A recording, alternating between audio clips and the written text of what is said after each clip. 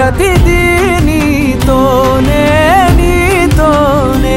బ్రతుకంతా మాది. నీకు మీ పెద్దన్నంటేనే ఎక్కువ ఇష్టమా? ఇష్టం అంటే రెస్పెక్ట్. నేనేం చేశాను శేఖర్, నాది ఎంత టెన్షన్ అవుతుందా?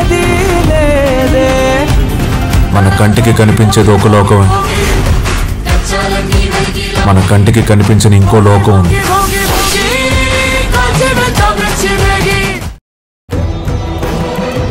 అర్జున్ లేని లోటు శివగామికి తెలిసొస్తుందా?